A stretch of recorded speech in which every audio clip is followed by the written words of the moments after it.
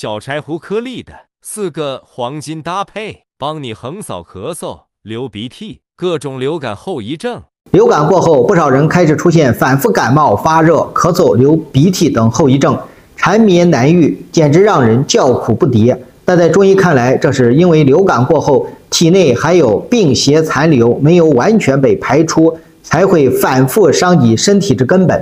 那么有一味中成药小柴胡颗粒是中医对付流感的头号王牌，但针对流感后遗症，今天分享它的4个黄金搭配，学会收好，帮你横扫各种流感后遗症。首先是搭配夏桑菊颗粒，多用于风热感冒。如果你平时反复感冒，多是以头部胀痛、浑身发热，不停的有黄色鼻涕流，咳出的痰液也是黄色粘稠，并且伴随喉咙肿痛，同时伸出舌头一般颜色焦红，舌苔薄黄，这种情况就需要排热邪。除了参考小柴胡颗粒疏风散邪，还可以搭配桑菊饮颗粒来清热解毒、凉血利咽。第二个呢是搭配9味羌活颗粒，多用于风寒感冒。这种情况你会经常感到身体疼痛或者酸痛，肩颈这块有拘急感，并且总是头昏昏沉沉，鼻子不通畅，喉咙里还有粘痰，伸出舌头一般是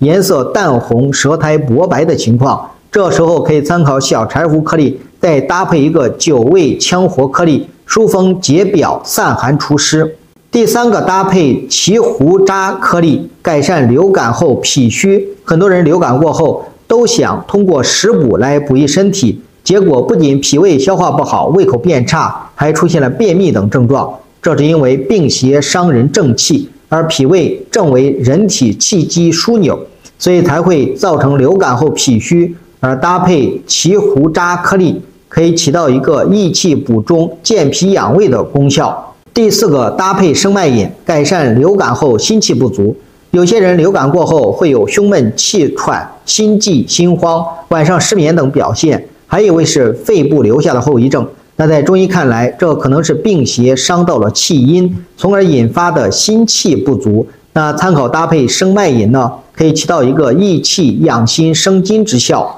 如果你有以上这些症状，请不要盲目参考用药，建议在专业人士加以辩证后再正确调理，以免耽误病情。